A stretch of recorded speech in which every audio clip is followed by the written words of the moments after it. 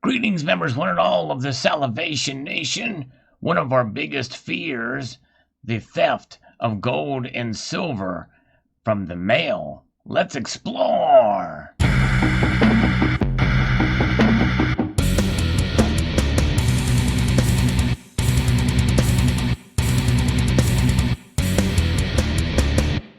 That's right. A member of the community sent me this story. Numismatic crime, mail theft of gold coins and national banknotes here from coinweek.com. Very interesting and scary indeed. You know, we all kind of, or at least many of us, assume when we order something that we'll get it in the mail. But sometimes the packages are done in such a way that it gives people a hint that there could be something of value in here, especially when it comes to coins, gold and silver jingling around in the packages, which is why the packaging is so important. And they keep that stuff tight in there so people don't get a clue as to what it is. Now, for the banknotes, different story because they're paper. Probably harder to have those discovered to be broken into unless the name that is used on the label gives you some hint, like, currency or whatever, or what have you, in the name. Most of these bullion dealers are pretty good about labeling it as, parts, but a lot of times, like Provident machine bearings or something of some sort, there's different labels, and sometimes they use them enough, people will get the hint of what is inside, or make the correlation. I believe they should change up the name, but sometimes even just the location or address can give it away. But, there's not 100% foolproof, and obviously it's a federal crime to get inside of packages and to steal from in transit, but sometimes it happens here. So this here is a story about a recent situation, some lost package of gold coins, an express mail package being sent from White River Junction, Vermont to NGC's offices in Sarasota, Florida.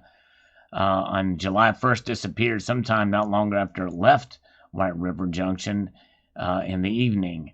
The package contained the following 6 gold coins: Central American Republic, 1/2 escudo; Guatemala, 1874, 5 pesos raw, and then a 20 quetzals raw.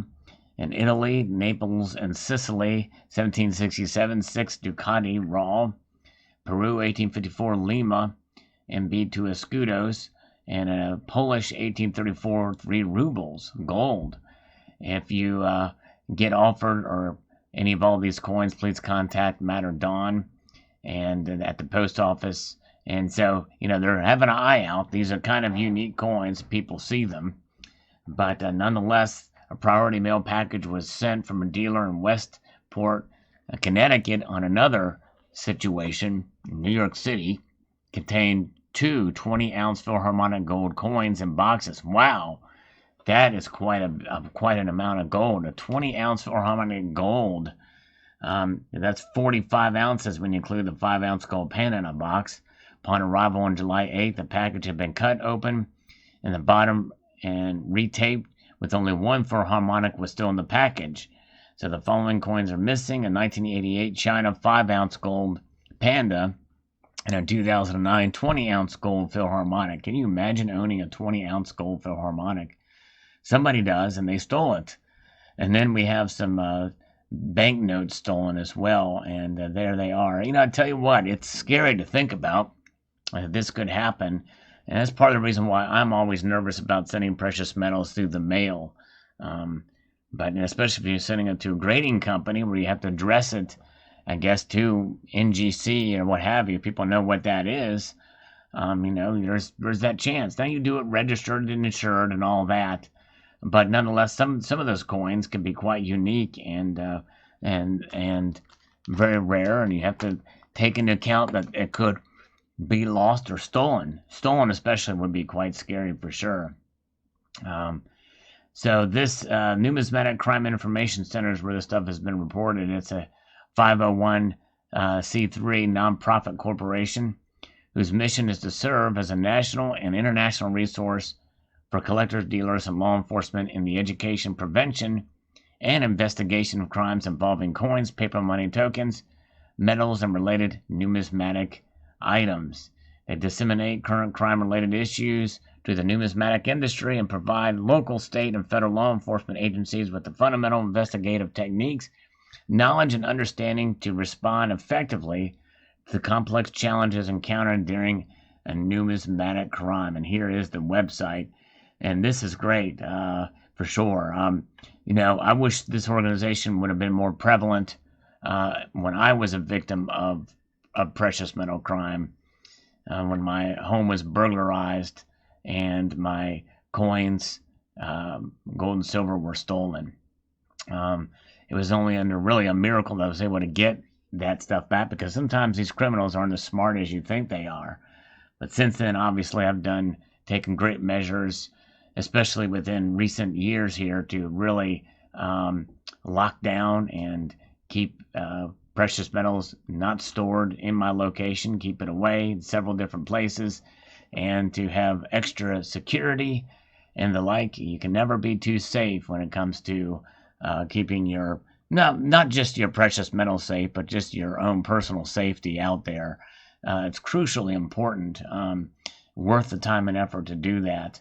But nonetheless, it's a good thing that they're using these investigative techniques here to be able to report and what's going on. In fact, they have a news section here that tells us where some of this stuff is happening and some of the crimes that are out there, and report bulletins where people can send in their reports. And it is outlined in sort of a blog posting here. This organization also looks at any kind of numismatic crime. Here's one interesting from last year. Texas investors to get money back from precious metals firm. A firm accused of convincing older Texans to liquidate securities held with registered investment firms and use the proceeds to buy precious metals has agreed to offer a full refund to 84 Texas investors. So they kind of look at all kinds of crime, not just things that are stolen out of packages and the like, but any kind of related issues with a burglary. Here's a vehicle burglary that occurred. A witness observed a male breaking a windshield out of a vehicle and removed backpack which contained coins, cash, computer, and a cell phone. So it can be related and crossed over with other things as well. But obviously this person did have these coins with him, some graded older commemorative halves there, and a little bit of gold. So anything related to that, if you ever do experience a crime, you can report it to these folks, and there's a report form there, and it will go out to their networks. And so yeah, it's a very good resource, I believe, that's out there, which is good. That can kind of keep things going. But they also work with authorities, and they have resources for dealers and for law enforcement on how to go after and pursue these crimes, because a lot of it is pretty difficult to do. But I think this is a great thing that is out there, Numismatic Crime Information Center. I've heard stories about dealers at coin shows being followed home and burglarized or robbed straight out.